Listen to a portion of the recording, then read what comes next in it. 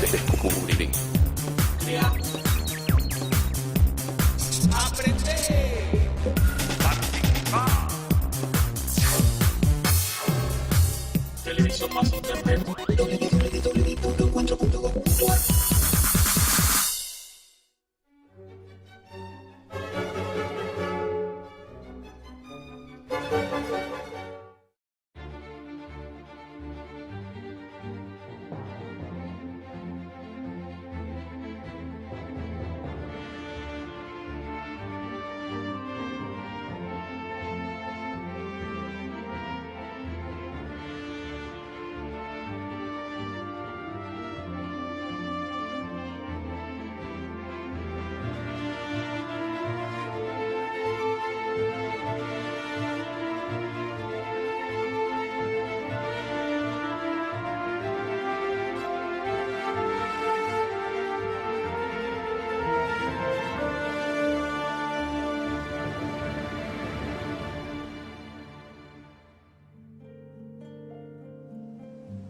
Cuando hablamos de Argentina, solemos dibujar en nuestras cabezas este mapa. Si pensamos en cómo se formó, cómo se fue delineando el territorio nacional, siempre tenemos ese mapa dibujado detrás. No podemos dejar de referirnos a él. Pensamos que Argentina es ese mapa, pero en realidad lo que ahora es Argentina, uno de los países que se construyeron después de la caída del Imperio Español en América, pudo haber tenido otra forma. Pudo no haberse llamado Argentina. Pudo haber sido muchos países o parte de un gran país hispanoamericano.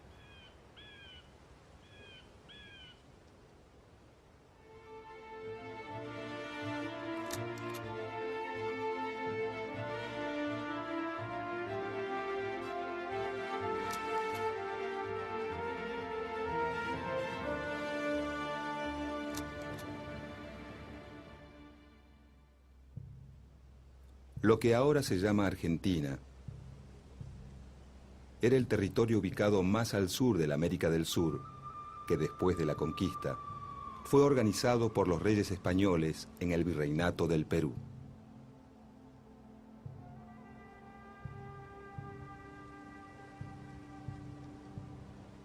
Parte del actual territorio argentino estaba incluido en las gobernaciones del Tucumán y de Buenos Aires dentro de ese virreinato.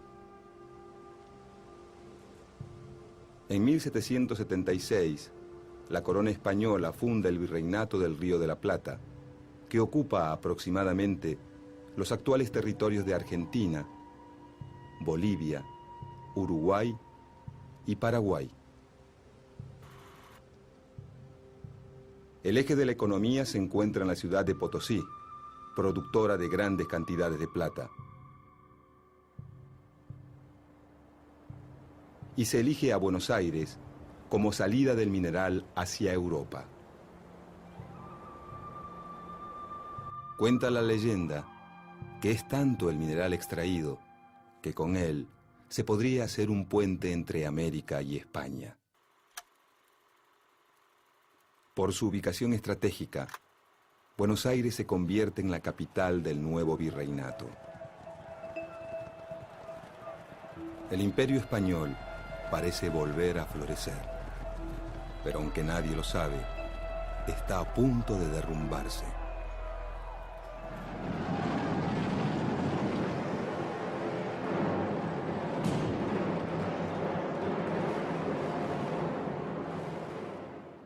En 1808, el rey de España, Fernando VII, es capturado por el emperador francés Napoleón, que impone en el trono a su hermano José Bonaparte.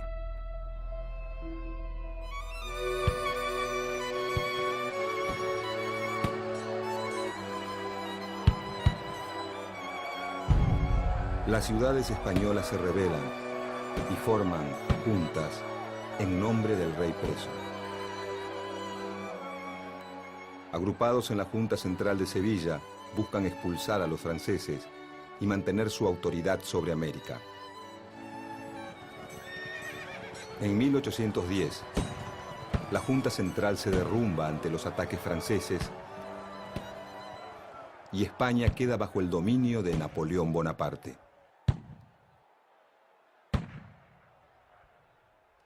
Al llegar las noticias a América, algunas ciudades deciden formar juntas. Caracas, Buenos Aires, Bogotá, Santiago de Chile y una región mexicana llamada el Bajío expulsan a las autoridades coloniales. Mientras que México, Lima y Montevideo se mantienen fieles a un consejo de regencia español. En el Río de la Plata, la revolución se expresa en Buenos Aires el 25 de mayo de 1810.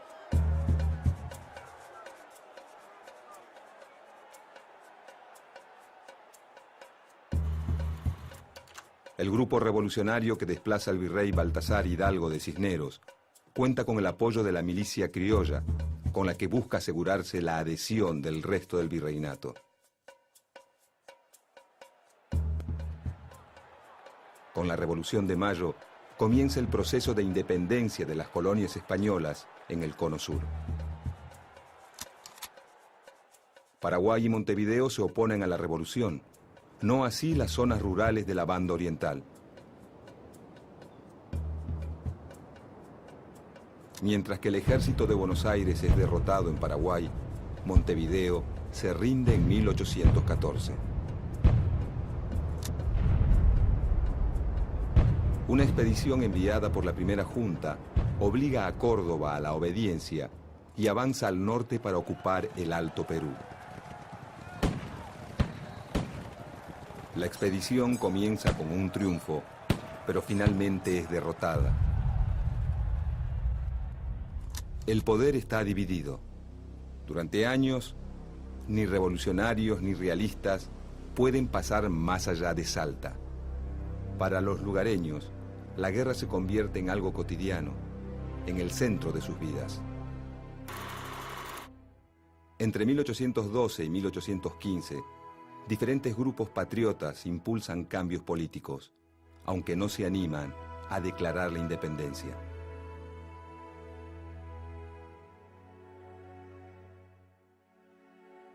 En 1815, el gobierno revolucionario apoya el plan del general José de San Martín: atacar a los realistas en Chile y avanzar sobre el Perú.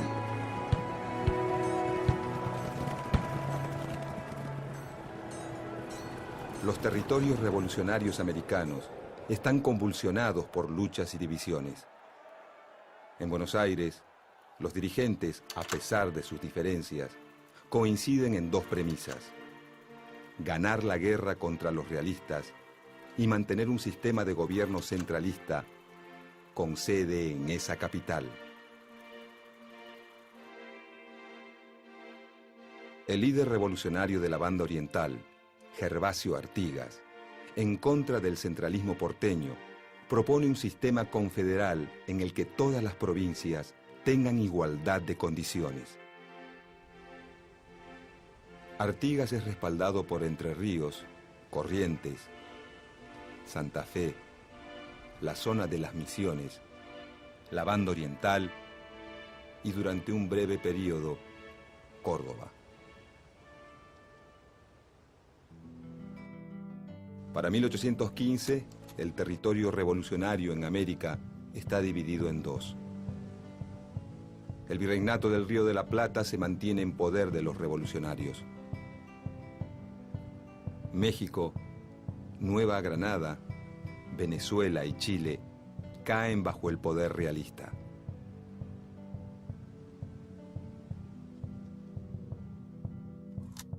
En 1816, el sistema revolucionario rioplatense supera una etapa crítica.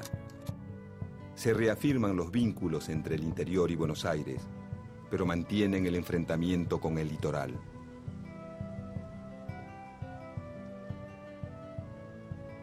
Para disminuir la tensión, se elige a la provincia de Tucumán para llevar a cabo el Congreso que declara la independencia de las Provincias Unidas de Sudamérica.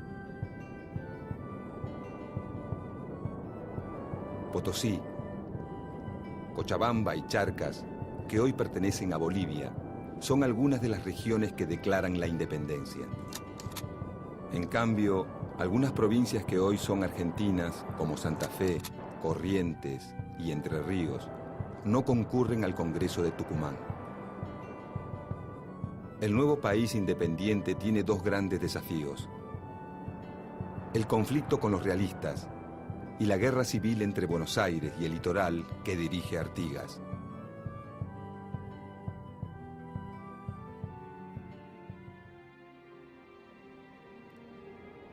El nuevo director supremo, Juan Martín de Pueyrredón, reafirma el gobierno centralista y apoya al general José de San Martín, que inicia su campaña a través de los Andes.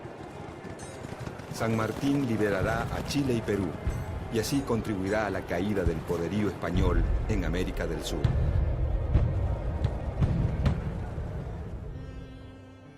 Pero en las Provincias Unidas, el alto costo de la guerra debilita al gobierno central, que delega en figuras destacadas de cada provincia la capacidad de reclutar hombres y recursos para la lucha. El sistema revolucionario vuelve a entrar en crisis y se disuelve en 1820.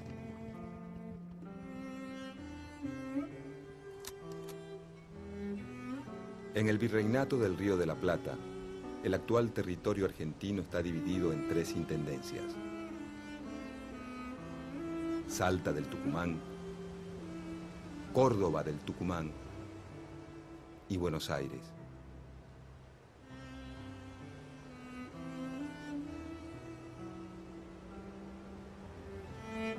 Los gobiernos revolucionarios subdividen esas intendencias coloniales.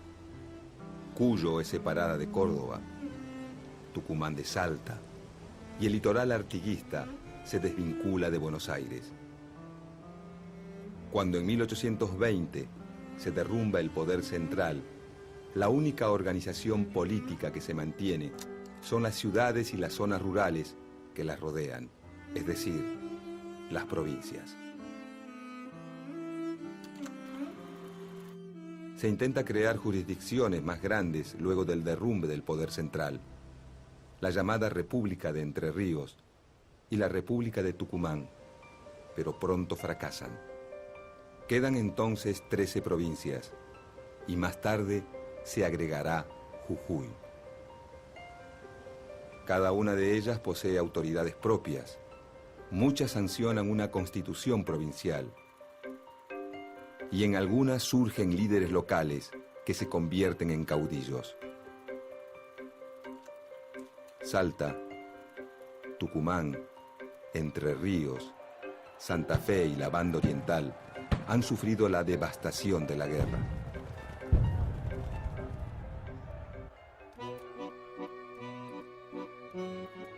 Buenos Aires, en cambio, con pocas acciones militares en su territorio, exporta grandes cantidades de cueros y tasajo. Su aduana le permite aumentar su poder sobre las demás provincias y volcar sus recursos contra los indígenas.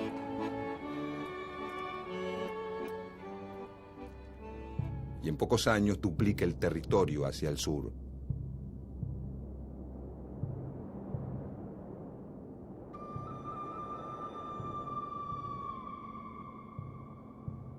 En el interior, el fin de la guerra reactiva los circuitos comerciales, Cuyo con Chile, el norte con la nueva República de Bolivia, mientras que el litoral y Córdoba se vuelcan a la producción de cueros para el mercado atlántico.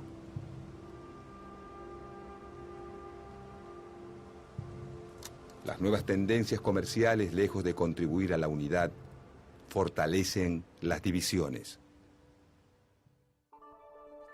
A mediados de la década de 1820, las provincias se reúnen en un Congreso Constituyente para volver a crear una unión y sancionar una constitución. El intento fracasa al enfrentarse a dos grandes problemas. Por un lado, la guerra con Brasil, desencadenada cuando la Banda Oriental, apoyada por las Provincias Unidas, se levanta contra la dominación brasileña. Mientras que los rioplatenses obtienen importantes victorias militares, los brasileños bloquean el puerto de Buenos Aires, principal fuente de ingresos de las Provincias Unidas. Con la mediación de Inglaterra, se resuelve el conflicto y nace un nuevo país independiente, la República Oriental del Uruguay, que se separa de las Provincias Unidas.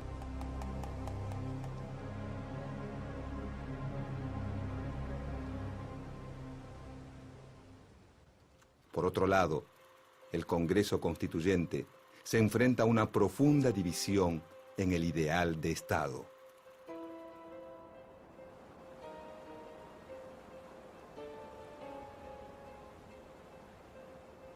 Dos corrientes surgen de este enfrentamiento.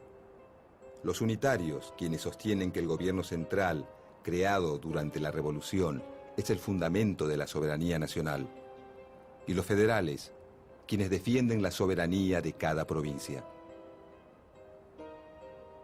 Aunque el grueso del interior es federal y los principales dirigentes unitarios son porteños, hay muchos federales porteños y varios unitarios en las provincias. En la Constitución formulada por el Congreso de 1826, que nunca entra en vigencia, se denomina por primera vez al nuevo país como República Argentina. Con la disolución del Congreso Constituyente y el regreso del ejército de la guerra contra Brasil, que toma partido por los unitarios, se desata una guerra civil. En el litoral, el intento unitario de hacerse del poder fracasa al poco tiempo. Buenos Aires, Santa Fe, Entre Ríos y Corrientes se afianzan como provincias federales. El resto de las provincias se aglutina en la unitaria Liga del Interior, conducida desde Córdoba por el general José María Paz. La contienda se resuelve a favor de los federales, y a comienzos de la década de 1830, las 14 provincias suscriben el Pacto Federal.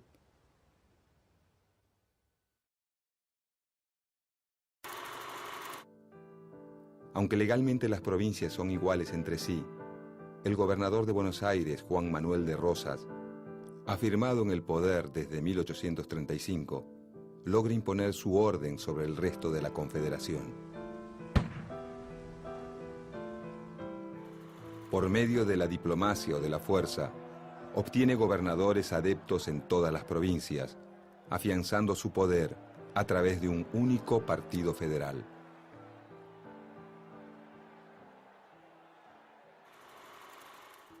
Esta política le genera grandes enemigos. La provincia de Corrientes, que lucha varias veces contra él. Los antiguos unitarios, un grupo de federales antirrocistas y un puñado de intelectuales conocido como la Generación del 37. Todos se oponen fuertemente al gobernador porteño.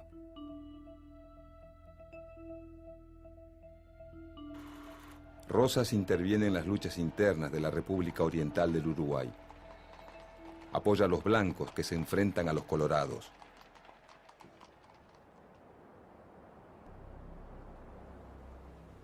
Los franceses aprovechan estos conflictos y bloquean el puerto de Buenos Aires entre 1838 y 1840. Entre 1845 y 1847 lo vuelven a hacer, esta vez junto a los ingleses.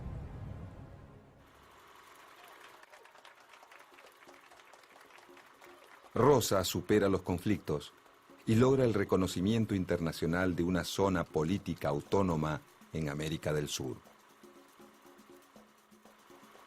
Es su momento de apogeo, pero uno de sus aliados más importantes, el gobernador de Entre Ríos, Justo José de Urquiza, se levanta en su contra, ya que Rosas impide la libre navegación de los ríos,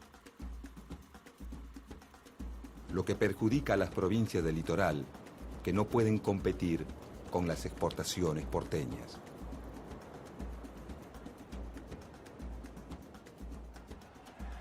A Urquiza lo apoyan Corrientes, los opositores emigrados, los colorados uruguayos y Brasil. Este conflicto se resuelve con el triunfo de la Alianza Antirrosista en la Batalla de Caseros en 1852. Rosas se exilia en Inglaterra, donde residirá hasta su muerte. Con el fin del rosismo, comienza una nueva etapa en la Confederación. La mayoría de las provincias acepta renunciar a su soberanía en favor de constituir una nación.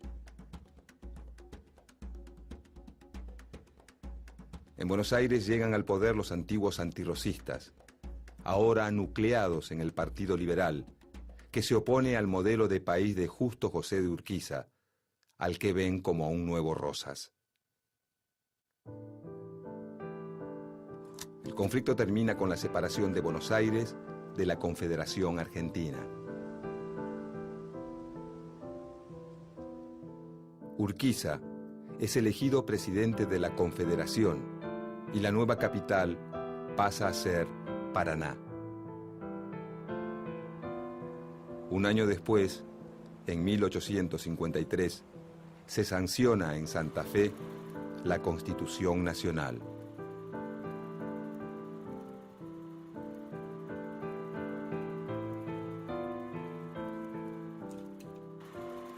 Buenos Aires no acuerda con una unión en la que no tenga privilegios, ni tampoco con entregar los beneficios de su rica aduana. Durante los 8 años en que permanece separada de la Confederación, Buenos Aires prospera gracias al aumento en sus exportaciones de lana y cuero. En cambio, la Confederación enfrenta grandes problemas económicos y muchos de sus dirigentes creen que no existe futuro sin Buenos Aires. La tensión va creciendo y en 1859 se desata la guerra. Las tropas de Urquiza triunfan en la batalla de Cepeda. Se firma un tratado de paz y se vuelve a incorporar a Buenos Aires a la Confederación Argentina. Pero los enfrentamientos continúan y en 1861 se libra la batalla de Pavón, en la que los porteños salen vencedores.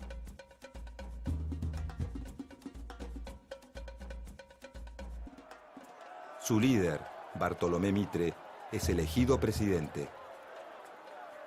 Aunque las 14 provincias se rigen por la Constitución Nacional y una autoridad central, Mitre pretende un Estado con predominio de Buenos Aires.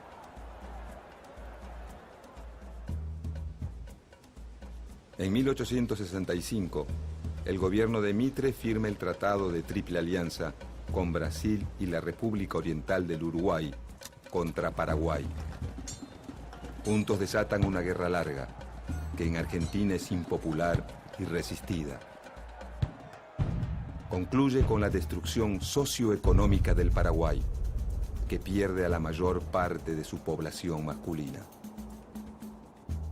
Brasil y Argentina se apoderan de una parte del antiguo territorio paraguayo. Durante el conflicto se forma un ejército que, por primera vez, depende fuertemente de las autoridades nacionales y no de las distintas provincias.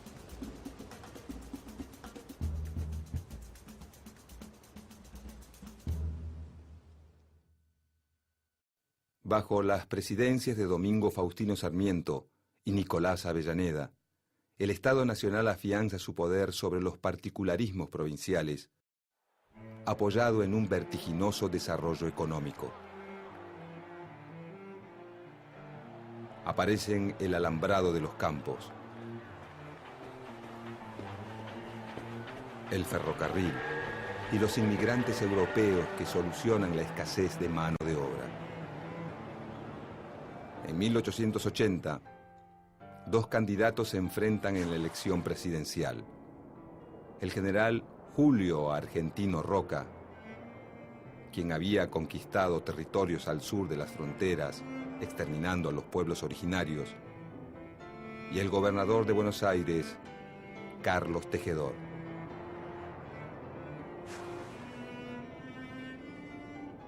Julio Argentino Roca triunfa. Carlos Tejedor impulsa la sublevación de Buenos Aires para preservar su autonomía ante el Estado Nacional. En respuesta, las autoridades nacionales derrotan militarmente a la provincia rebelde. En 1880, la ciudad de Buenos Aires pasa a ser la capital federal de la República Argentina y en 1882 se funda una nueva capital para la provincia de Buenos Aires que será llamada La Plata. Entregar la capital a la nación le otorga más poder al presidente y debilita a la provincia más poderosa. En 1884, el ejército se apodera sangrientamente de los territorios aborígenes del Chaco.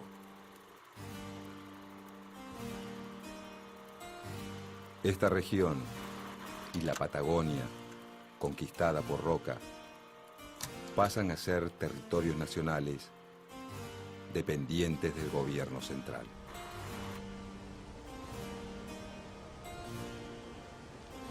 En la década de 1880, con el mapa argentino casi idéntico al que conocemos hoy, la existencia de un poder central consolidado, una sola moneda y un solo ejército nacional, se cierra el conflictivo y complejo proceso de construcción del Estado argentino. Pero otros procesos se abren y continúan. Los habitantes de ese Estado van a afrontar la conformación de una nueva sociedad, la aparición de un nuevo sistema político y la afirmación de una economía capitalista que provocarán conflictos, luchas de intereses, acuerdos y distintas alternativas que llenarán la historia argentina del siglo XX.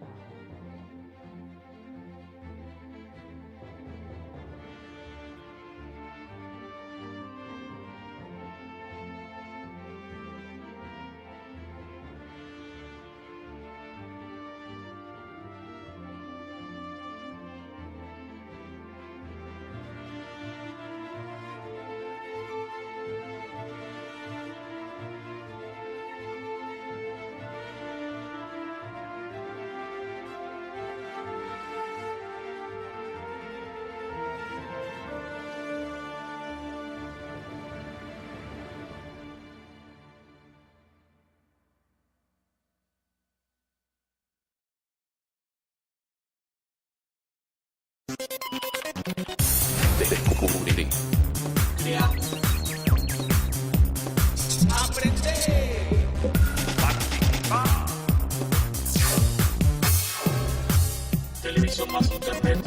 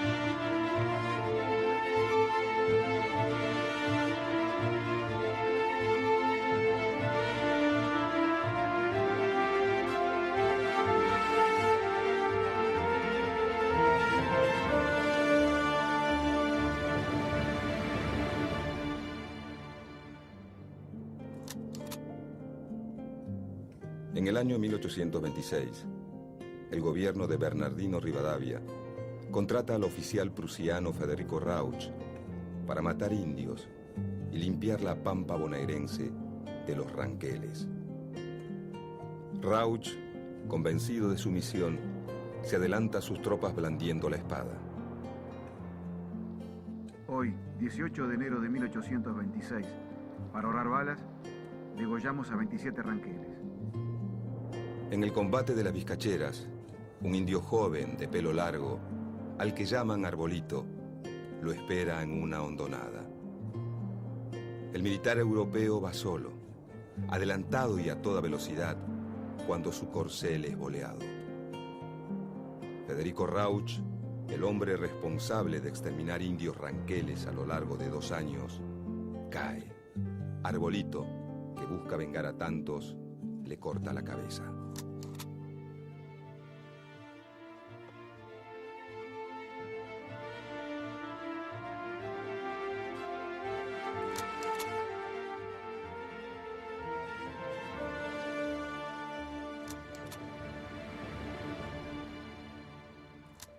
Hace aproximadamente 30.000 años, tribus provenientes de Asia y Oceanía comenzaron a ocupar el territorio americano, desde el estrecho de Bering hasta Tierra del Fuego.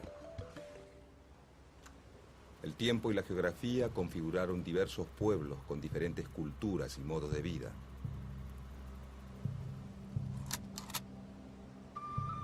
Los huichis, los araucanos, los pampas, los tehuelches, subsistieron gracias a la caza, la pesca y la recolección de frutos. Otros, como los incas, llegaron a construir ciudades imponentes y lograron afianzar un extenso imperio que abarcaba los actuales territorios de Perú, Bolivia y el norte de Argentina y Chile. Se calcula que la población total, hasta la llegada de los españoles en el siglo XV, era de 2 millones de habitantes originarios.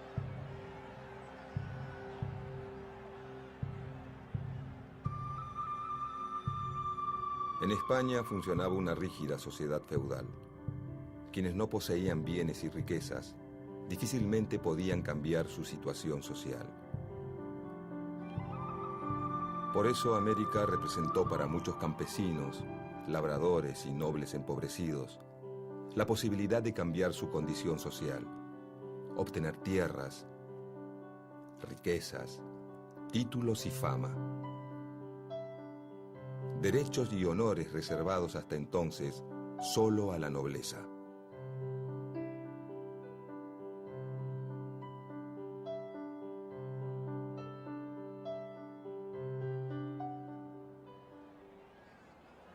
Desde la llegada de don Pedro de Mendoza al Río de la Plata, la política adoptada fue la de las hostilidades con los habitantes originarios, la apropiación de sus tierras y su posterior dominación por medio de la fuerza y la religión.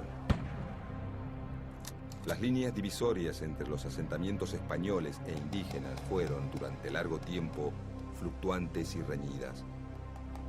La creación del Virreinato del Río de la Plata y la consecuente presencia de un poder político y militar fuerte permitieron establecer una línea de fronteras medianamente alejadas de los centros urbanos.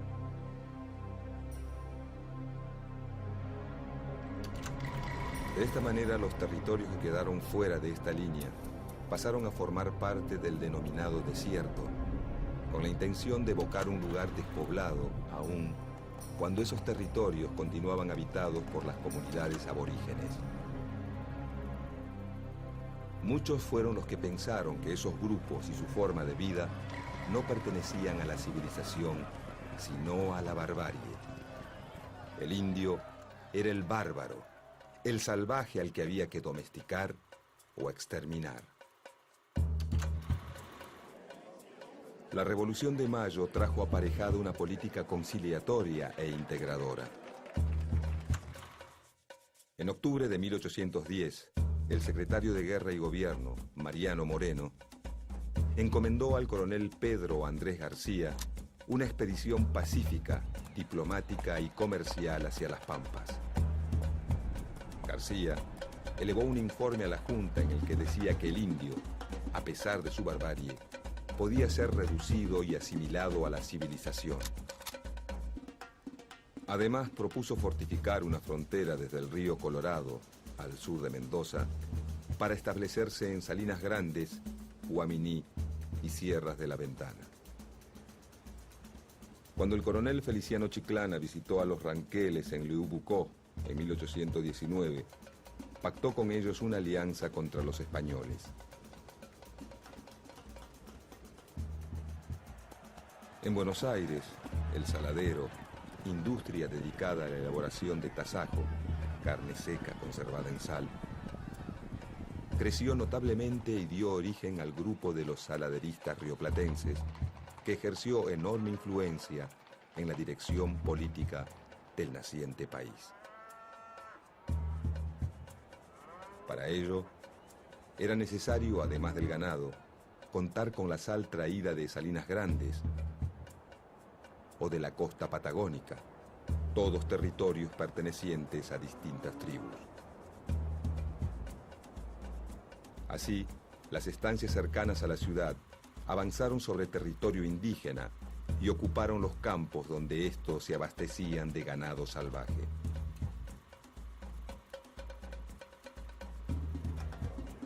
Al poco tiempo de asumir la gobernación de Buenos Aires, Martín Rodríguez delegó prácticamente el gobierno a su ministro Bernardino Rivadavia y se lanzó a una campaña al desierto. La experiencia de todo lo hecho nos enseña el modo de manejarse con estos hombres. Ella nos guía al convencimiento de que la guerra con ellos debe llevarse al exterminio.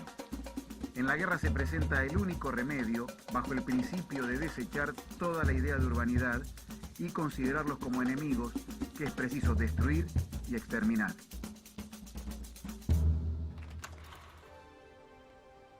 Con el objetivo de avanzar hacia los ríos Colorado y Negro, el gobernador Martín Rodríguez estableció fortines en Areco, Navarro, Monte, Chascomús y Ranchos, y también levantó un poblado en Tandil.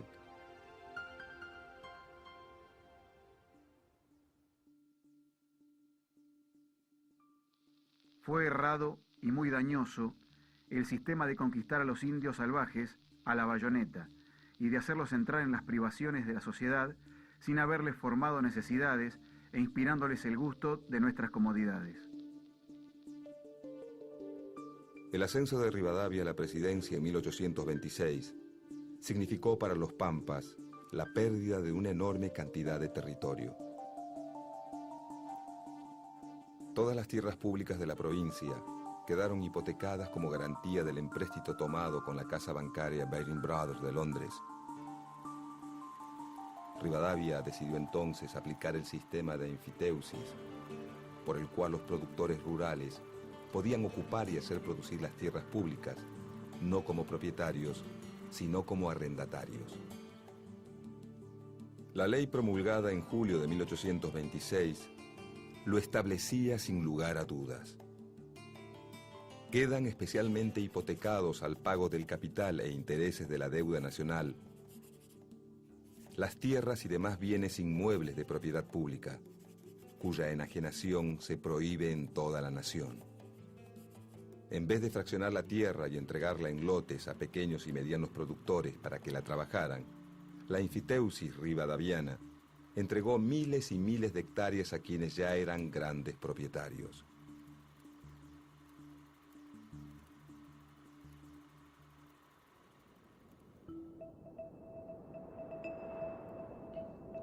Como la ley no establecía límites, ni exigía la introducción de ganado, ni la población de los campos, permitía el subarriendo y la transmisión de derechos, prestándose para todo tipo de especulaciones con la tierra pública. 8.600.000 hectáreas pasaron a manos de 538 propietarios privados.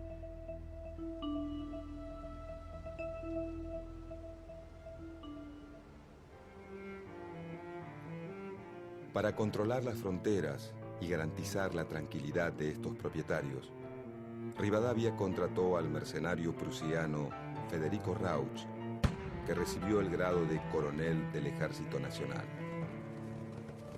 Su estrategia consistía en atacar por sorpresa y asesinar indiscriminadamente a hombres, mujeres y niños. Hoy, 18 de enero de 1826, para ahorrar balas, degollamos a 27 ranqueles.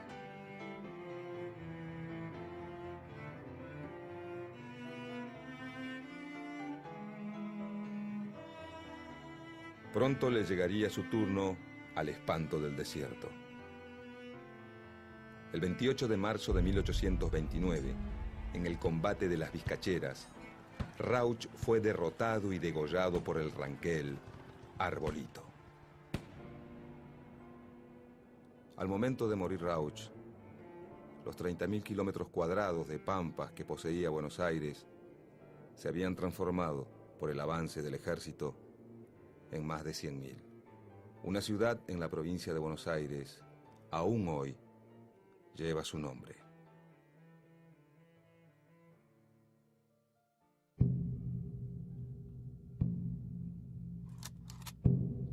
Hacendados, vosotros sabéis que la campaña y la frontera se encuentran hoy enteramente libres de los indios enemigos que, aterrados por los repetidos golpes de muerte que han sufrido en sus mismos hogares y tolderías, se han refugiado al otro lado del río Negro de Patagones y a las faldas de las cordilleras de los Andes. Un esfuerzo más, y quedarán libres para siempre nuestras dilatadas campañas, y habremos establecido la base de todos los cálculos de nuestra riqueza pública, y acabado la empresa que ha burlado por más de 2 siglos el valor y la constancia de nuestros mayores.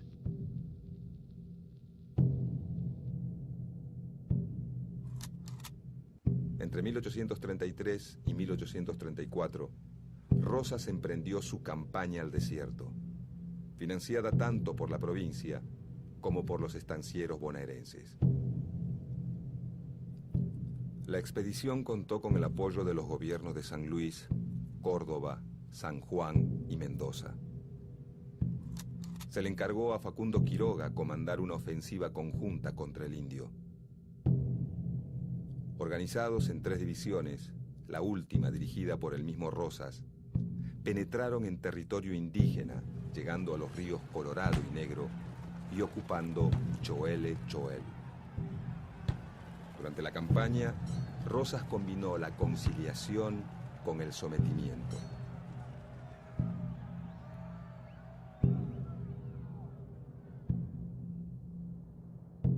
Pactó con los Pampas y se enfrentó con los Ranqueles y la confederación liderada por Calfucurá. Se ganaron 2.900 leguas cuadradas de tierras y la línea defensiva pasó por Bahía Blanca, Médano Redondo y Carmen de Patagones.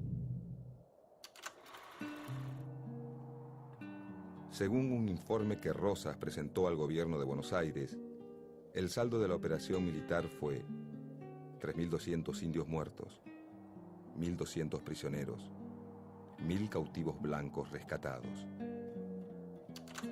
Por aquellos años de guerras civiles, unitarios y federales, estuvieron de acuerdo en la necesidad de exterminar al habitante originario y quedarse con sus tierras.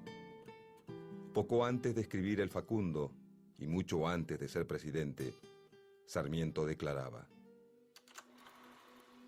no debieran nuestros escritores insistir sobre la crueldad de los españoles para con los salvajes de América. Ahora como entonces, nuestros enemigos de raza, de color, de tendencias, de civilización. Quisiéramos apartar de toda cuestión social americana a los salvajes, por quienes sentimos, sin poderlo remediar, una invencible repugnancia. No son más que unos indios asquerosos a quienes habríamos hecho colgar y mandaríamos colgar ahora si reapareciesen en una guerra.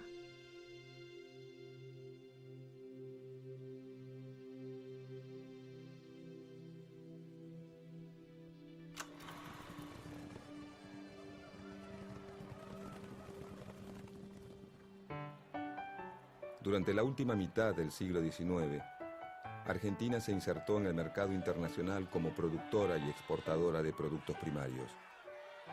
Inglaterra, la principal compradora de estos productos, necesitaba materia prima para su industria textil y realizaba los primeros intentos de enfriado de carnes que en poco tiempo darían paso al frigorífico. Esto despertó gran interés por la Patagonia, considerada una fuente proveedora de lana y carne ovina, productos de exportación, generadores de divisas. De esta manera, se hizo necesaria la expansión de la frontera para, como decía un funcionario de la época, reemplazar a los indios por ovejas. Se comenzó a pensar en poblar la región para asegurar la soberanía argentina en esas tierras y abrir una vía de comunicación hacia el Océano Pacífico para obstruir las ambiciones chilenas sobre el Estrecho de Magallanes.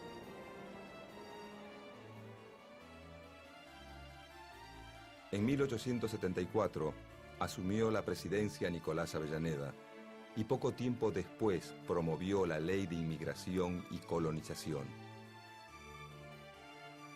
La ley fomentaba la inmigración mediante oficinas de propaganda en las principales ciudades europeas, donde se entregaba folletería informativa que prometía pasaje gratis, tierra en propiedad y trabajo.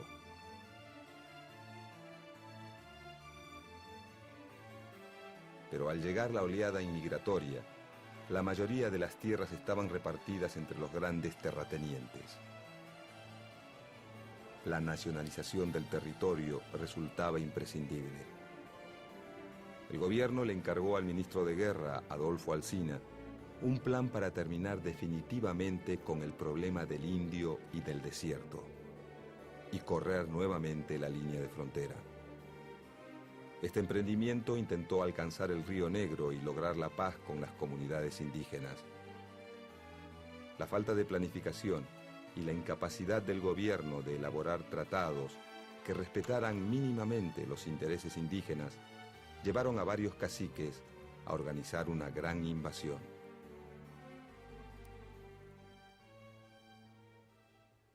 Alsina organizó la contraofensiva en 1876. Como resultado de la campaña se construyeron pueblos como Carué, Guaminí, Puán, Trenquelauquen, Italó, y una zanja de 374 kilómetros, de unos 3 metros de ancho y 2 de profundidad, entre Carué y Laguna del Monte, conocida como la Zanja de Alsina, que tenía como fin evitar el robo de animales. La política desarrollada por Alsina le había permitido al Estado ganar unos 56.000 kilómetros cuadrados, extender la red telegráfica, la fundación de 5 pueblos y la apertura de caminos. Alsina muere y en su reemplazo es designado Julio Argentino Roca.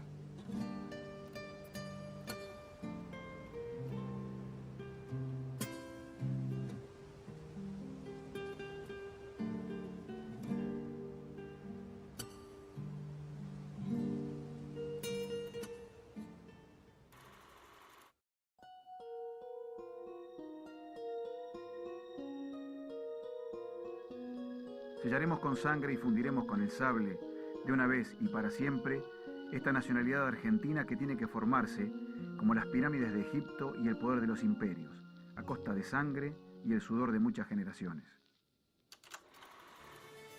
En 1878, el Congreso Nacional sancionó una ley por la que se destinaba 1.600.000 pesos para el traslado de la frontera a los ríos Negro y Neuquén.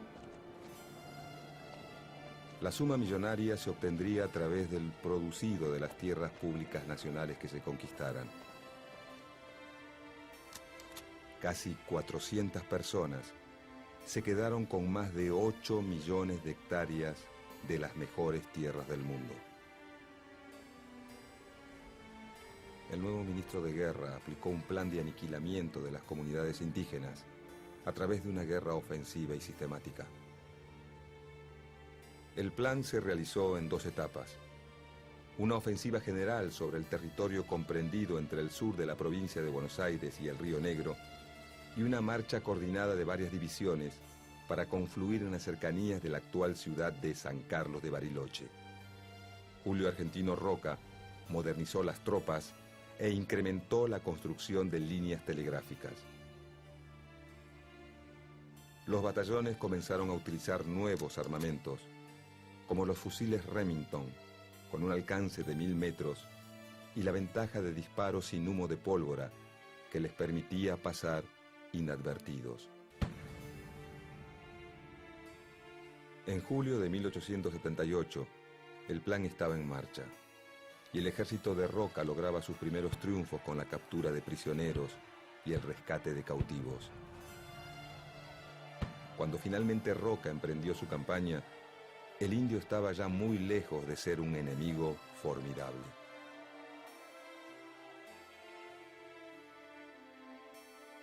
En la superficie de 15.000 leguas que se trata de conquistar, comprendidas entre los límites del Río Negro, los Andes y la actual línea de fronteras, la población indígena que la ocupa puede estimarse en 20.000 almas.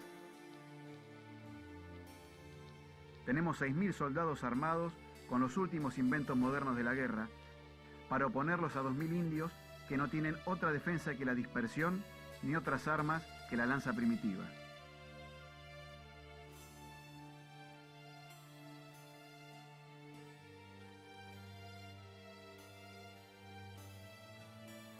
Los indios que no caían por los fusiles eran alcanzados por enfermedades traídas por sus enemigos. Cuando la financiación estuvo aprobada y el negocio armado, Roca preparó sus fuerzas para la ofensiva final. La expedición partió entre marzo y abril de 1879. Los 6.000 soldados fueron distribuidos en 4 divisiones que partieron de distintos puntos para rastrillar la pampa.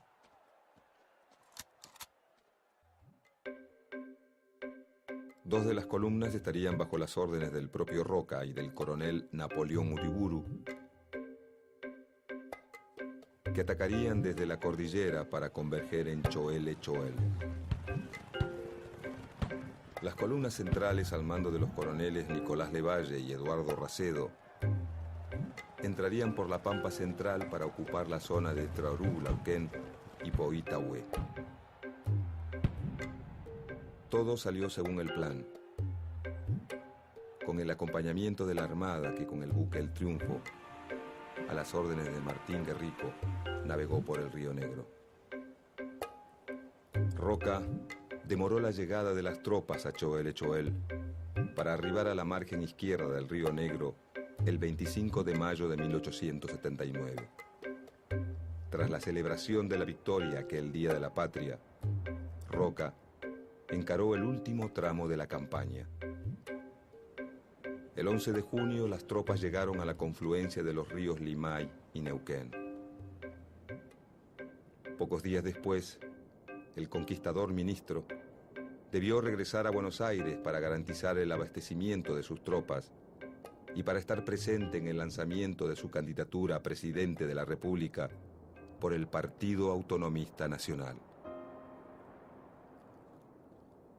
El saldo de la campaña fue de miles de indios muertos, 14.000 reducidos a la servidumbre y la ocupación de 15.000 leguas cuadradas que se destinarían, teóricamente, a la agricultura y la ganadería. Las enfermedades contraídas por el contacto con los blancos, la pobreza y el hambre aceleraron la mortandad de los indígenas patagónicos sobrevivientes. Los vencidos debieron caminar encadenados 1.400 kilómetros hacia los puertos de Bahía Blanca y Carmen de Patagones. De allí partieron en una larga y penosa travesía hacia el puerto de Buenos Aires, desde donde fueron trasladados a la isla Martín García. En la isla fueron embarcados nuevamente y depositados en el Hotel de Inmigrantes, donde la clase dirigente de la época se dispuso a repartirse el botín. Cuenta el diario El Nacional del 31 de diciembre de 1878. Los miércoles y los viernes se efectuará la entrega de indios y chinas a las familias de esta ciudad por medio de la Sociedad de Beneficencia. La desesperación y el llanto no cesan. Se les quita a las madres sus hijos para en su presencia regalarlos a pesar de los gritos, los alaridos y las súplicas que hincadas y con los brazos al cielo dirigen las mujeres indias. En aquel marco humano, unos se tapan la cara, otros miran resignadamente al suelo. La madre aprieta contra su seno al hijo de sus entrañas. El padre se cruza por delante para defender a su familia.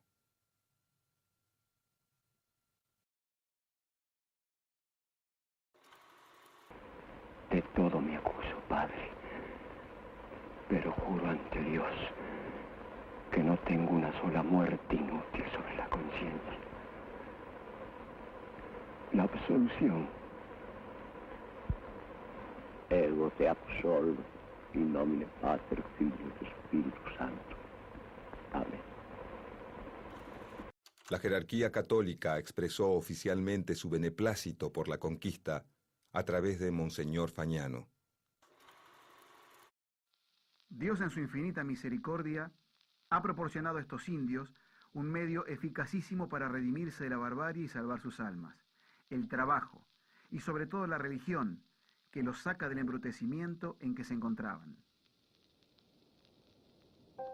Algunas tribus con sus capitanejos y caciques que lograron escapar continuaron resistiendo por medio de escaramuzas en las fronteras, pero fueron finalmente reducidos por la fuerza o por el pacto, recibiendo un total de 24 leguas en zonas estériles y aisladas. La conquista del desierto cumplió con dos objetivos fundamentales para la élite gobernante: afianzar la burguesía y consolidar el poder militar. Además sirvió para que entre 1876 y 1903, un lapso de 27 años, el Estado regalase o vendiese casi 42 millones de hectáreas a 1.800 terratenientes, vinculados estrechamente por lazos económicos y familiares, a los diferentes gobiernos que se sucedieron en aquel período. 67 propietarios pasaron a ser dueños de 6 millones de hectáreas. Entre ellos se destacaron 24 familias patricias, que recibieron parcelas que oscilaban entre las 200.000 hectáreas de los Luro a las 2.500.000 obtenidas por los Martínez de Oz. Para 1920, solamente 50 familias eran propietarias de más de 4 millones de hectáreas en la provincia de Buenos Aires. Estas tierras fiscales, que según marcaba la ley de inmigración, debían ser destinadas al establecimiento de colonos y pequeños propietarios llegados de Europa, fueron distribuidas entre una minoría de familias vinculadas al poder que pagaron por ellas sumas irrisorias.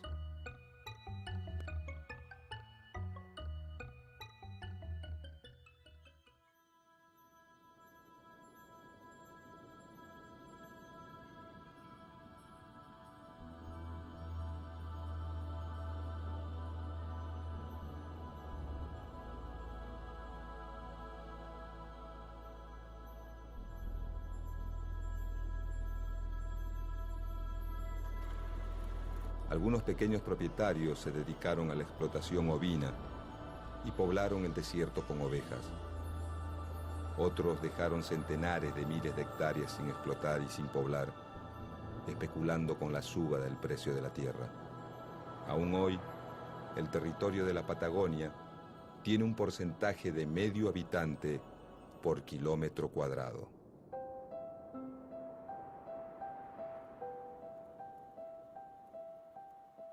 Muchos descendientes de los pueblos originarios de esas tierras aún viven ignorados, imaginados como en aquellos días de la conquista, cuando fueron brutalmente masacrados o condenados a sobrevivir aislados en pequeñas comunidades, luchando porque concluya el tiempo de dominación sistemática ejercida por el hombre blanco.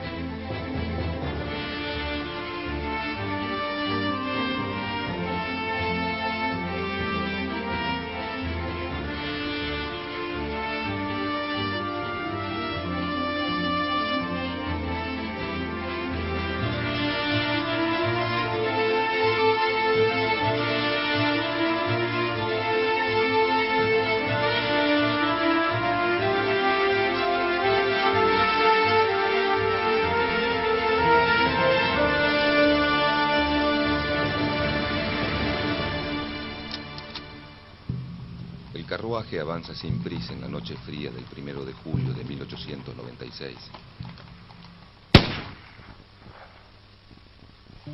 El estruendo de un disparo sobresalta al caballo que apura el paso hasta llegar a destino. El portero del Club del Progreso, decidido, abre la puerta del carro. La visión es estremecedora. El líder de la Unión Cívica Radical, Leandro N. Alem, tiene un tiro en su sien derecha. Su cuerpo es trasladado hasta el salón del club y en una ceremonia improvisada despiden azorados a una de las figuras claves de la política de la época. La voz de la revolución yace sin vida sobre una mesa, con el rostro velado por su poncho de vicuña.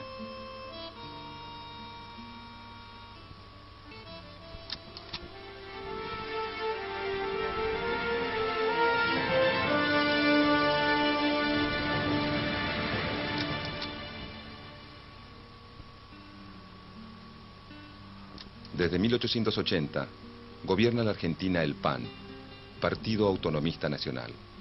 Primero bajo el mandato de Julio Argentino Roca y luego de Miguel Juárez Celman.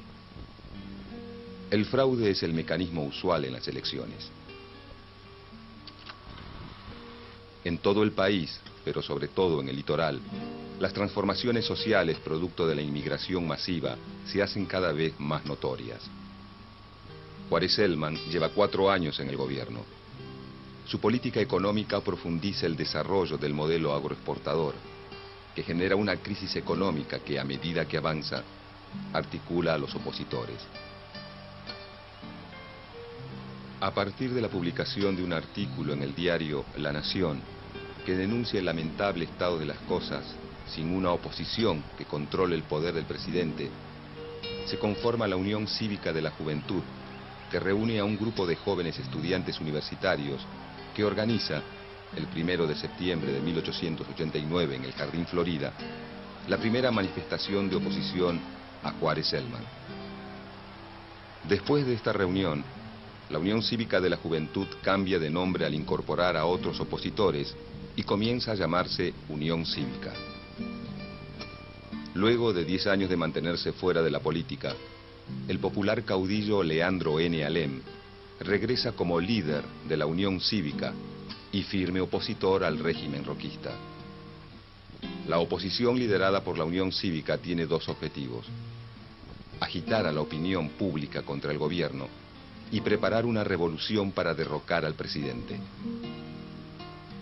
Acusa al gobierno de Juárez Celman de carecer de moral administrativa y pide la libertad del sufragio y el respeto a las autonomías provinciales.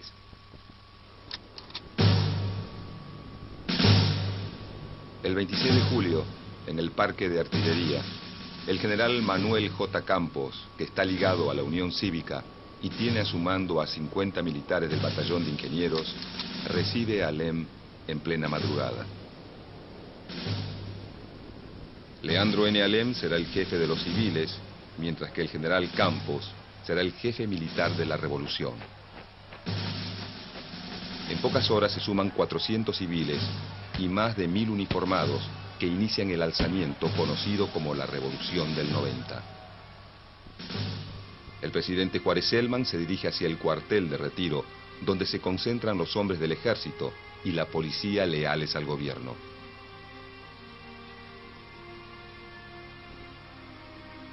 Desde el Parque de Artillería, la Junta Revolucionaria los intima a someterse a la revolución que acaba de estallar. Hombres y mujeres enterados del levantamiento llegan al parque a pedir armas.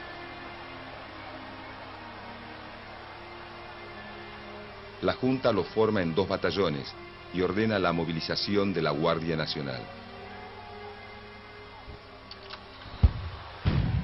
En las azoteas se divisan las boinas blancas, prenda que consiguen los sublevados para identificarse. En el cuartel de retiro, el presidente, los ministros, el vicepresidente Carlos Pellegrini y el general Julio Argentino Roca, a cargo de la defensa de la Casa de Gobierno, decretan el estado de sitio, la movilización de la Guardia Nacional y deciden el alejamiento del presidente al interior del país.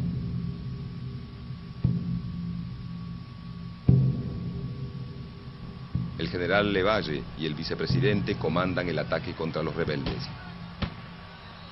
Los revolucionarios construyen cantones y trincheras alrededor de la plaza del Parque de Artillería. A las 9 de la mañana comienzan los enfrentamientos. Varios uniformados de la fuerza policial son acribillados. Desde Talcahuano, los revolucionarios apostados en los cantones atacan al regimiento 11 de caballería. La bocacalle queda cubierta de muertos y heridos y más de 50 caballos destrozados. El general Levalle, que avanza por Cerrito, es emboscado desde los techos de la Intendencia Municipal y se da en retirada. Las fuerzas leales al gobierno se recomponen y a las 3 de la tarde logran quedar a una manzana del parque. Al atardecer la batalla cesa. Recogen más de 150 muertos.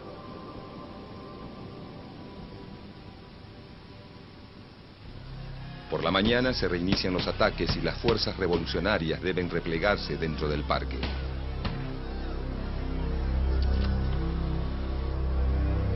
Los rebeldes piden parlamentar. Aristóbulo del Valle se reúne con el vicepresidente Carlos Pellegrini y le solicita un armisticio de 24 horas para enterrar a los muertos y atender a los heridos. Los barcos de guerra favorables a los revolucionarios ignoran el acuerdo del cese de fuego y bombardean la Plaza de Mayo, la Casa de Gobierno y la zona de retiro.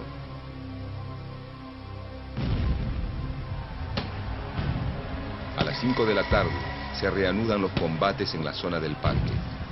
Las fuerzas revolucionarias comienzan a debilitarse. Leandro N. Alem y Aristóbulo del Valle, ante la falta de municiones, pactan con las autoridades los términos de la rendición.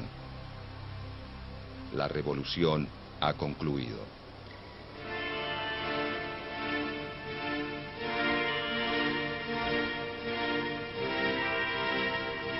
La ciudad está paralizada. La bolsa, los comercios, los teatros, todo permanece cerrado.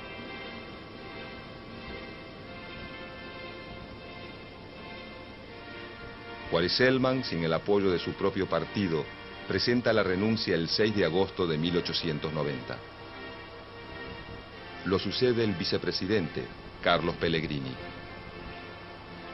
Julio Argentino Roca, apodado El Zorro, es nombrado ministro del Interior. Desde su nuevo cargo, comienza a reconstruir su liderazgo en el Partido Autonomista Nacional.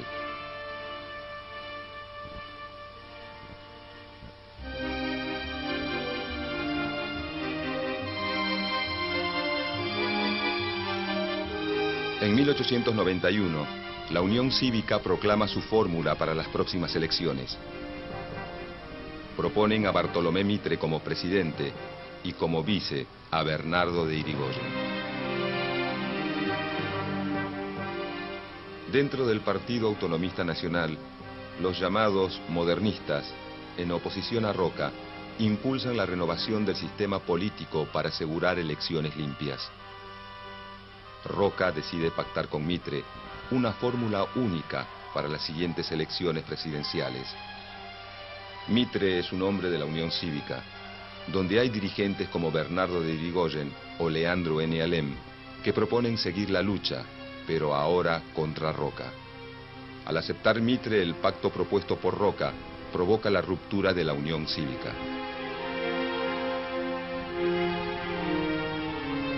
Sus seguidores forman la Unión Cívica Nacional, mientras que Leandro N. Alem y Bernardo de Irigoyen crean la Unión Cívica Radical.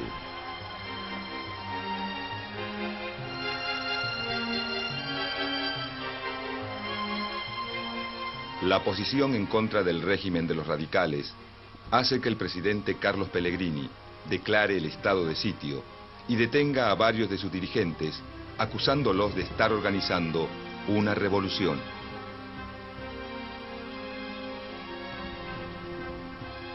La Unión Cívica Radical manifiesta la abstención en los comicios presidenciales. Roca, luego de pactar con Mitre, levanta la candidatura de Luis Sáenz Peña y José Evaristo Uriburu, que con fraude ganan las elecciones.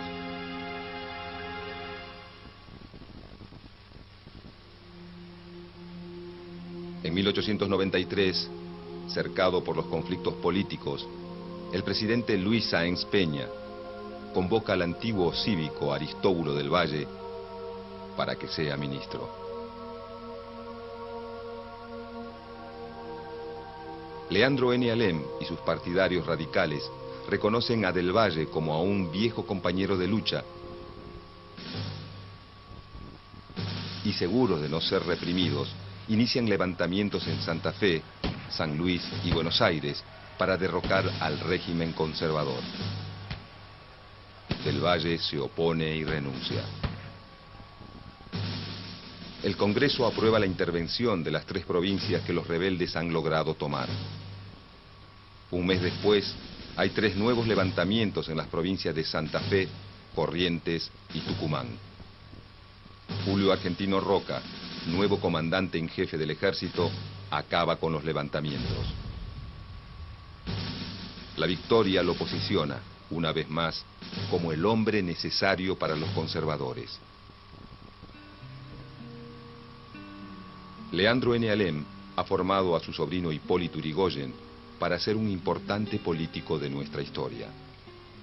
Pero durante los 6 meses que Alem es encarcelado, la relación con su sobrino se vuelve cada vez más tensa.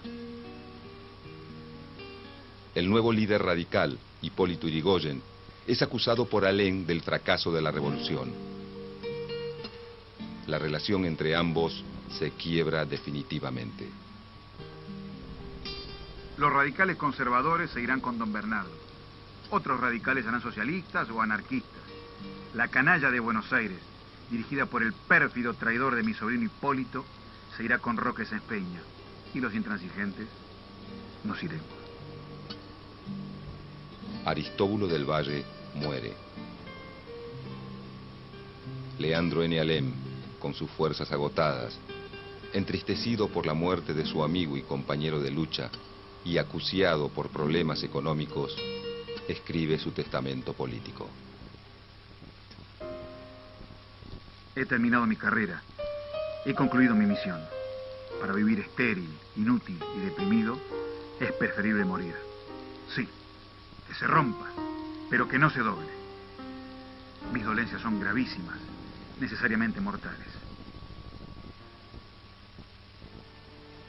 El 1 de julio de 1896, Leandro N. Alem, mientras se dirige en su carruaje hacia el Club del Progreso, se quita la vida. Tiene 54 años. Su cuerpo es trasladado hasta el salón y en una ceremonia improvisada, los presentes despiden azorados al líder radical. La noticia conmueve al pueblo que se reúne en las calles. El desfile acompaña al féretro embanderado. La muerte de Alem profundiza la crisis entre las facciones radicales de la capital, liderada por Bernardo de Yrigoyen, y la provincia de Buenos Aires, conducida por Hipólito Yrigoyen. Bernardo de Yrigoyen impulsa una alianza con la Unión Cívica Nacional. En oposición, Hipólito Yrigoyen disuelve la Unión Cívica Radical Bonaerense, obliga a sus diputados a renunciar y cierra los comités en toda la provincia. Como respuesta, es expulsado del partido. Fracturada la Unión Cívica Radical, queda desdibujada de la escena política y comienza una serie de alianzas con otros partidos en distintas provincias. Con las fuerzas opositoras debilitadas, la vieja política de alianzas y de manejo electoral vuelve a triunfar. En 1898, Julio Argentino Roca gana las elecciones, con los mecanismos usuales de la época, e inicia su segunda presidencia. Durante su gestión presenta el controvertido proyecto de unificación de la deuda externa. La prensa inicia una ofensiva y advierte a la opinión pública de las terribles consecuencias para el crédito interno. Se realizan marchas opositoras en la capital, y aunque el presidente declara el estado de sitio, debe retirar el proyecto de ley.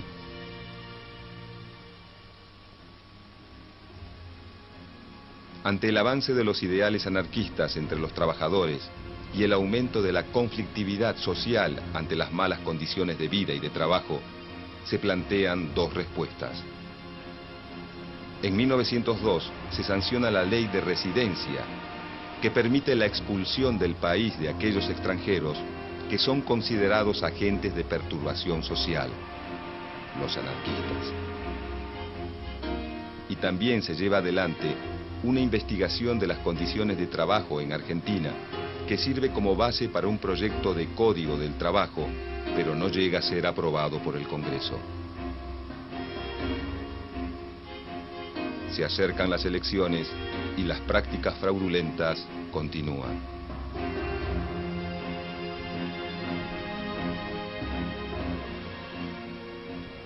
La Unión Cívica Radical, reorganizada por Irigoyen, se abstiene y acusa al gobierno de Roca de abuso en la administración pública y del fraude como herramienta para la permanencia en el poder.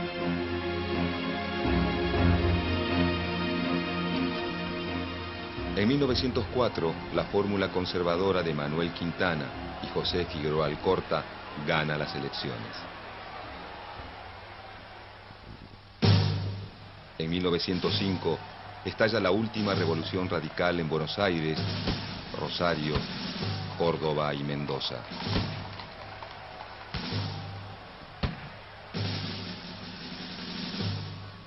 Los levantamientos cívico-militares son derrotados, pero muestran al radicalismo vivo y dotado de una renovada popularidad.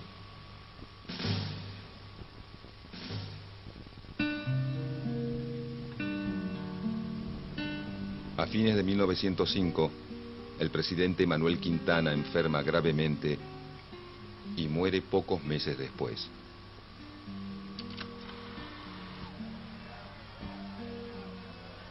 Lo sucede el vicepresidente Figueroa Alcorta. Durante su mandato, la desigualdad social y las malas condiciones laborales se vuelven cada vez más evidentes. Las extensas jornadas y la explotación de niños y mujeres fomentan un fuerte malestar entre las clases trabajadoras. Huelgas y protestas como la de los inquilinos o la Semana Roja son severamente reprimidas. Antes de finalizar su mandato, Figueroa Alcorta promulga la Ley de Defensa Social, que permite el confinamiento en cárceles a quienes se consideren peligrosos, capaces de ocasionar disturbios.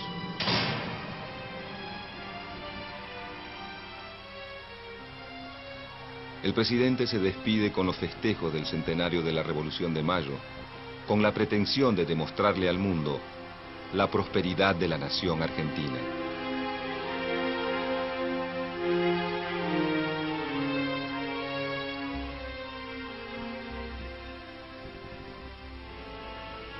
La fórmula del PAN, Roque Sáenz Peña, Victorino de la Plaza, se impone, fraude mediante, en las elecciones de 1910 casi sin oposición y consigue la totalidad de los votos del colegio electoral.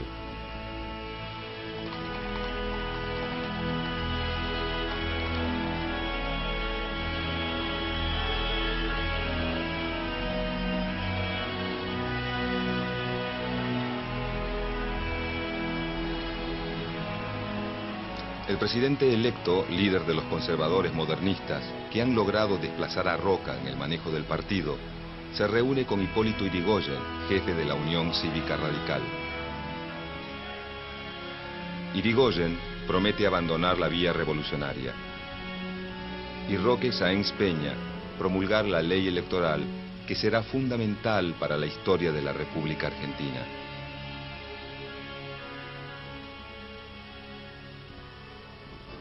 En 1912, Sáenz Peña establece el voto universal masculino, secreto y obligatorio, la representación de las minorías y el uso del padrón militar, con lo que la voluntad ciudadana comienza a ser respetada en la elección de sus autoridades. La UCR abandona la lucha revolucionaria y junto al socialismo se integra al mapa electoral.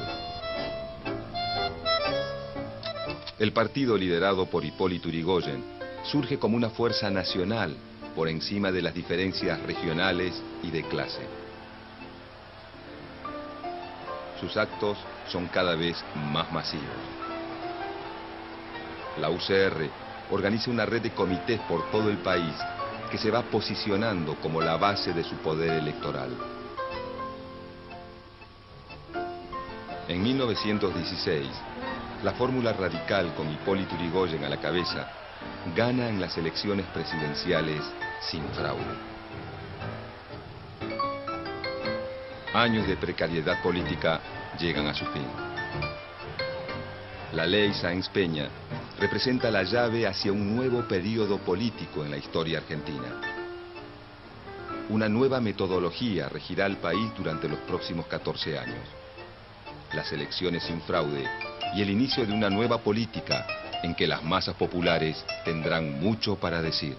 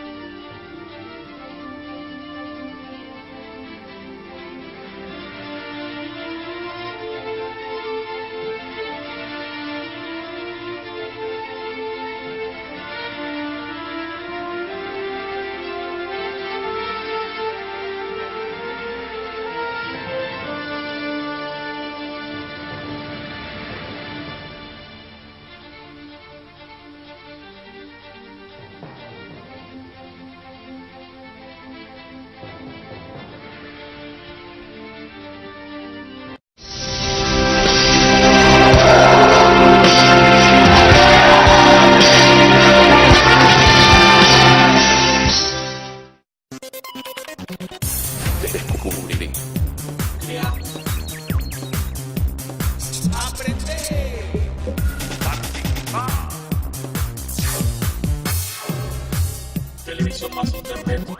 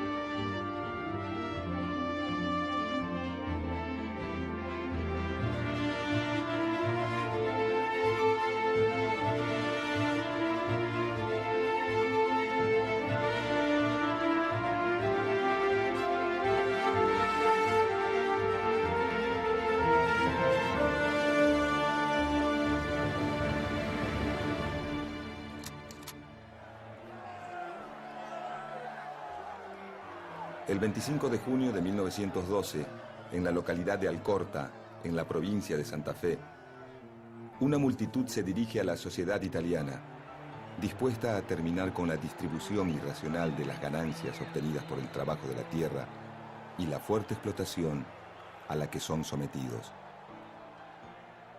El joven abogado Francisco Netri, junto a chacareros, comerciantes, agricultores y trabajadores del campo, ha promovido la protesta y conduce la asamblea en la que participan más de 2.000 manifestantes.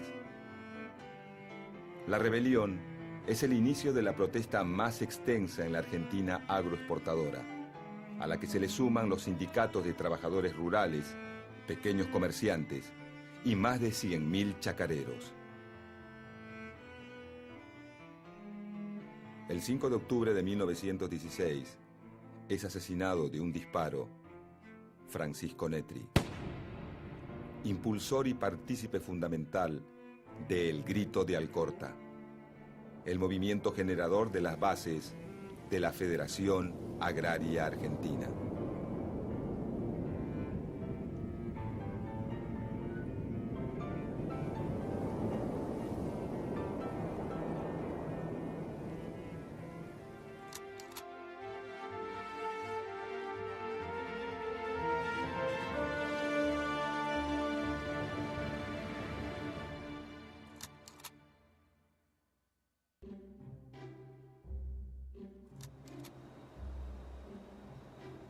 El proceso de industrialización que atraviesa Europa a fines del siglo XIX genera oferta de productos manufacturados, demanda de materias primas y excedente de capitales en busca de mejores márgenes de ganancia. Argentina, como otros países que ante la necesidad de mano de obra ofrecen salarios altos, recibe gran cantidad de inmigrantes expulsados de algunas zonas del viejo continente que sufren exceso de población, desocupación y hambrunas.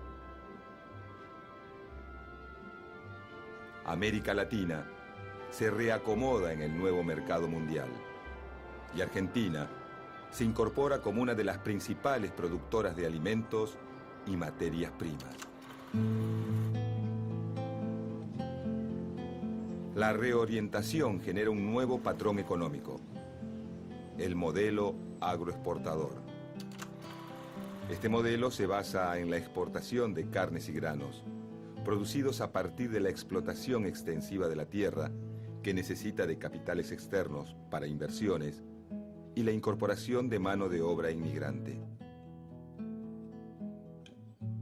Argentina cuenta con millones de hectáreas incorporadas a la fuerza, como resultado de las campañas de ocupación de los territorios de pueblos y comunidades indígenas.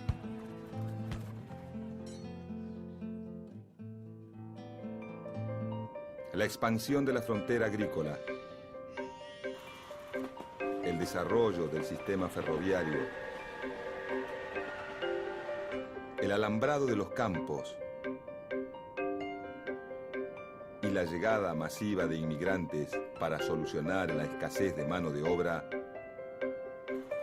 permiten la puesta en producción de millones de hectáreas. En 16 años se pasa de 200.000 hectáreas dedicadas al trigo a 1.600.000.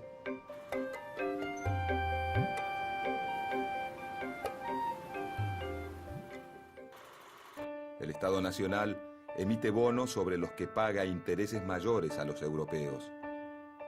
De esta manera, busca atraer capitales financieros extranjeros y utiliza esos préstamos para consolidar su aparato burocrático y militar.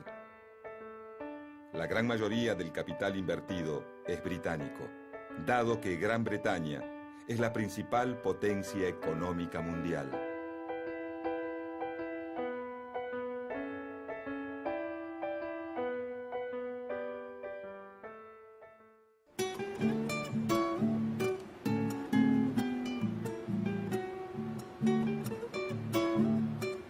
Los capitales ingleses invierten en la construcción de puertos y líneas férreas para favorecer la exportación de productos agropecuarios y la introducción de manufacturas.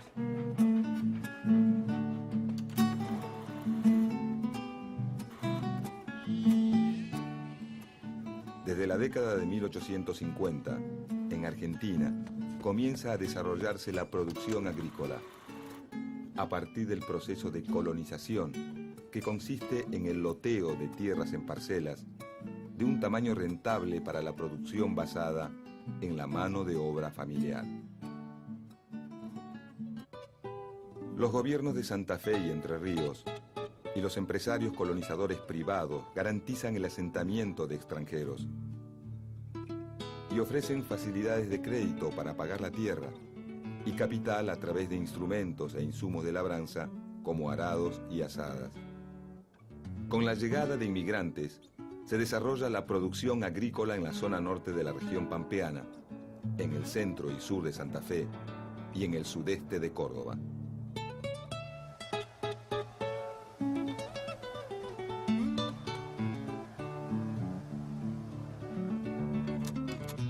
El resultado más inmediato de la colonización es, hacia la década de 1870, el inicio de las exportaciones de trigo y maíz.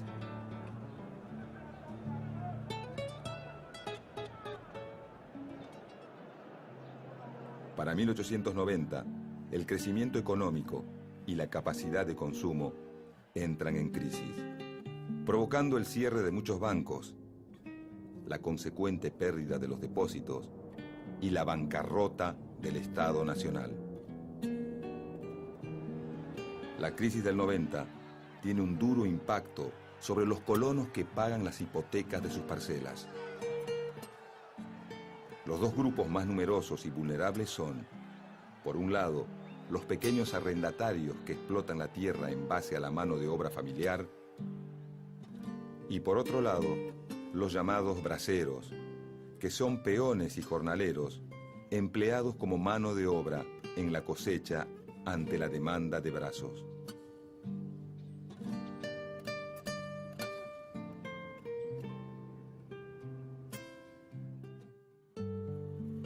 A la producción agrícola se le suma la actividad ganadera, y así el modelo agroexportador obtiene gran dinamismo con la estancia mixta, donde se alternan actividades agrícolas con la cría de ganado. Este sistema, sumado a las fuertes inversiones, principalmente de origen europeo, colocan a Argentina en condiciones de satisfacer la demanda de países como Gran Bretaña, Alemania, Bélgica, Francia y Suiza. El sistema productivo genera una estructura en la que el sector agrario es tan fuerte que se convierte en la clave del modelo económico.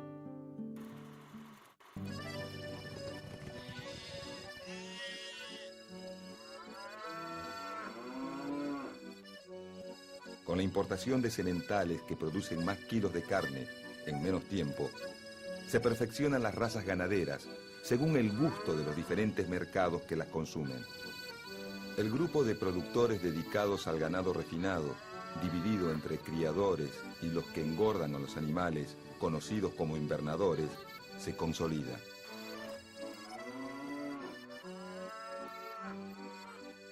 Los invernadores, por su posición de intermediarios, son quienes fijan el precio en el mercado de la carne.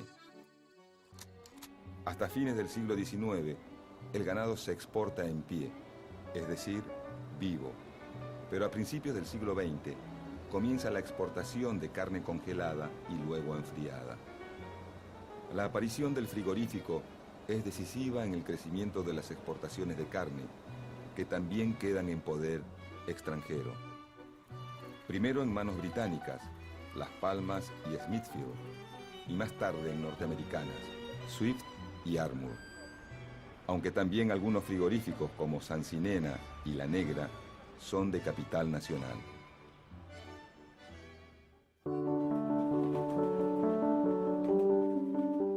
El progreso económico para abastecer el creciente mercado alcanza a la provincia de Mendoza con la industria del vino y a Tucumán, Jujuy, Salta y Santiago del Estero con la caña de azúcar.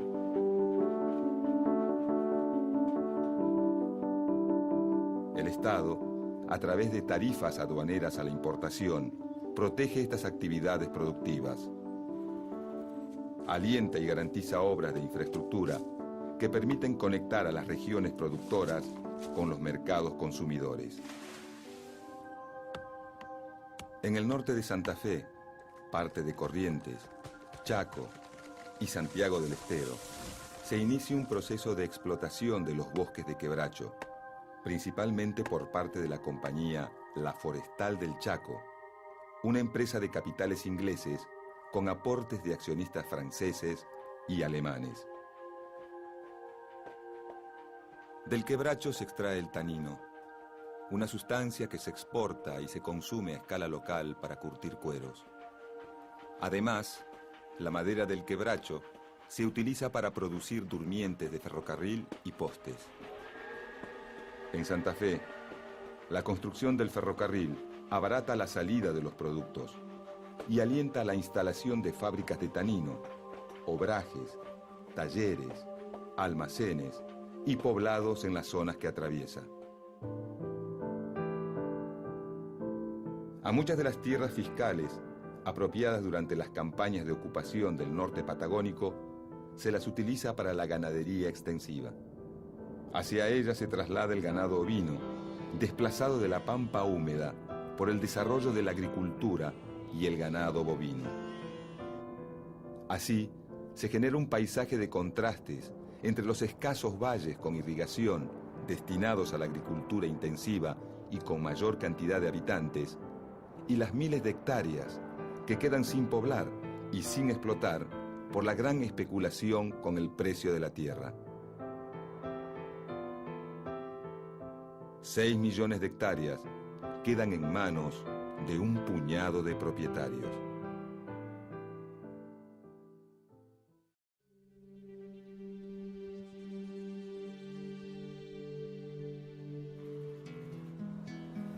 En 1907, el presidente Figueroa Alcorta decreta que el yacimiento de un pozo petrolero descubierto en Chubut es de propiedad estatal.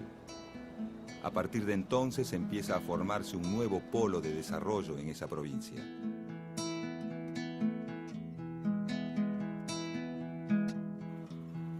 El desarrollo del ferrocarril permite la integración de las diferentes regiones del país, facilita la llegada de la mano de obra necesaria, de las mercaderías de consumo para la población en crecimiento y posibilita el aumento de la exportación de los diferentes productos.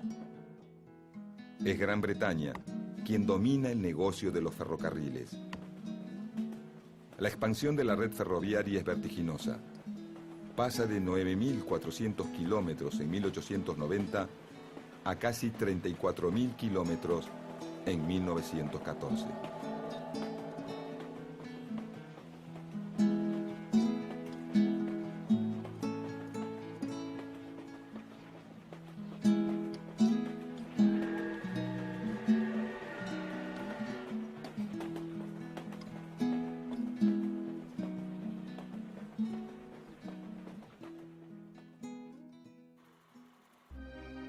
En la región pampeana, corazón del modelo agroexportador, comienzan los conflictos por la explotación impuesta a los trabajadores.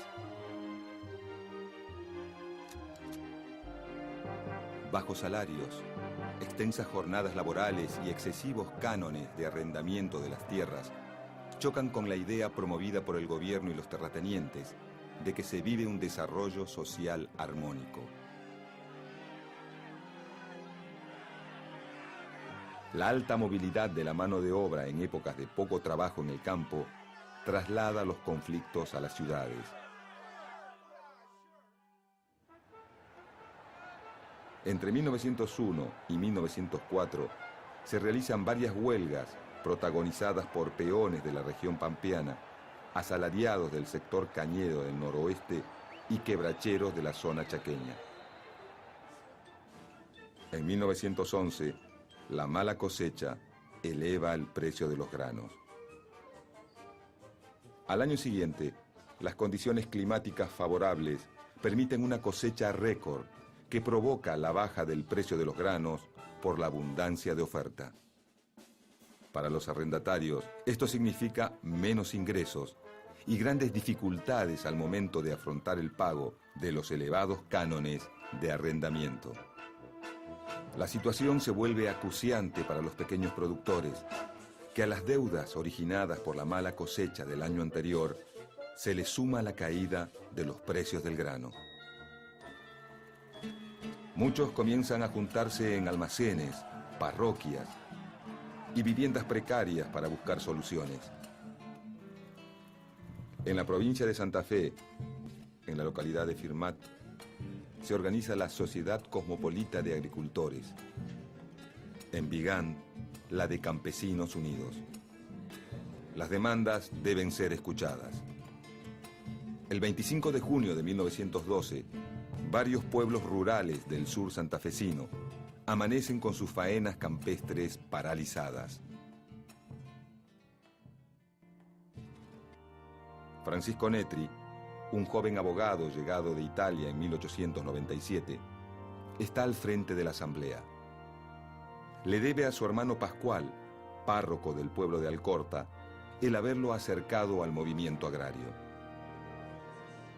Netri promueve la protesta junto a chacareros, comerciantes, agricultores y trabajadores del campo, y su lugar de privilegio lo lleva a conducir la votación en la que participan más de 2.000 manifestantes. La decisión a la que llegan es contundente. Huelga por tiempo indeterminado, hasta tanto no se obtenga la rebaja general de los arrendamientos y aparcerías. El momento que eligen los huelguistas para presionar a los arrendatarios es clave. Acaba de levantarse la cosecha de maíz y se debe roturar y preparar la tierra para la próxima campaña. El grito de Alcorta es apoyado por braceros, agricultores, chacareros y pequeños y medianos comerciantes locales ligados al agro. La huelga, que se extiende por 4 meses, alcanza a otras colonias y pueblos de Santa Fe, Buenos Aires, Córdoba y Entre Ríos. Se forma una comisión oficial que media entre los arrendatarios y las organizaciones corporativas de los terratenientes y grandes acopiadores, como la Sociedad Rural de Santa Fe y la Bolsa de Comercio de Rosario. En agosto, las comisiones locales confluyen en una reunión en Rosario, que deriva en la formación de la Federación Agraria Argentina. Netri se incorpora como asesor letrado de la comisión directiva.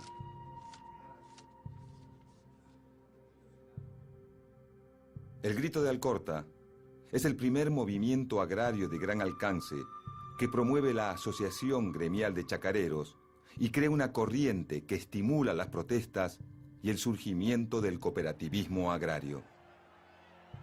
Pero las coincidencias entre obreros y arrendatarios pronto llegan a su fin.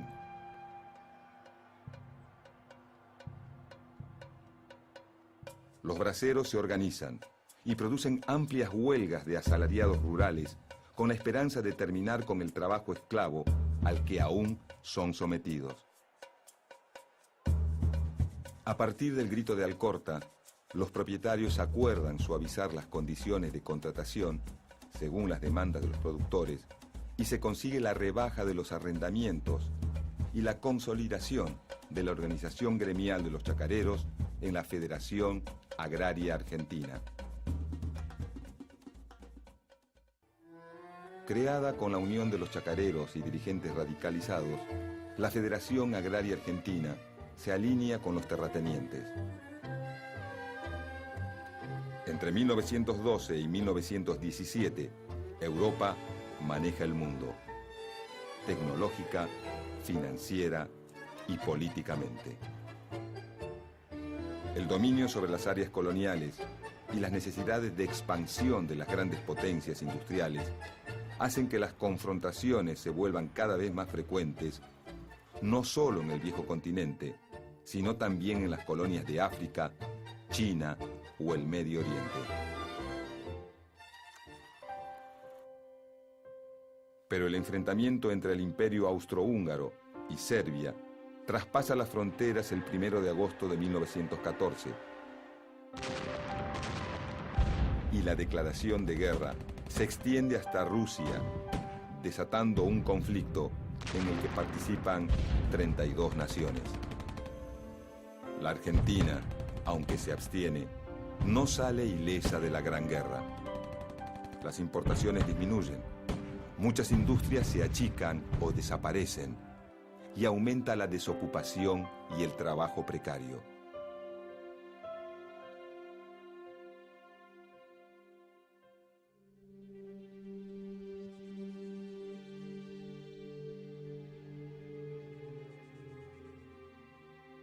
En 1916, mientras se dirige a la sede rosarina de la Federación Agraria, Francisco Netri recibe un disparo. Herido de muerte, logra llegar hasta la peluquería ubicada frente a la Federación y muere en el patio de ese local. El autor del disparo es Carlos Ocampo. Aunque nunca devela en el juicio el motivo de su accionar, se sospecha que el asesino ha sido contratado por los terratenientes santafesinos.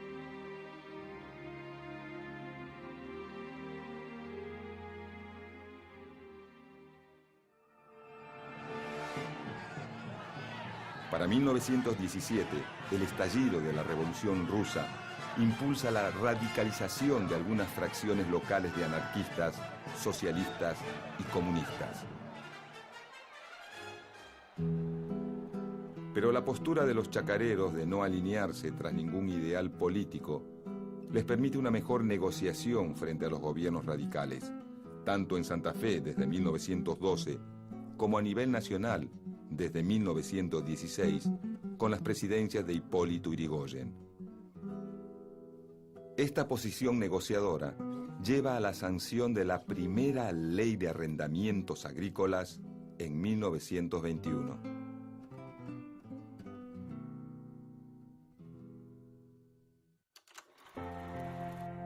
El modelo agroexportador moderniza al país y lo convierte en uno de los mayores exportadores del mundo. Pero al mismo tiempo, expone a la clase trabajadora a constantes y múltiples situaciones de explotación e injusticia.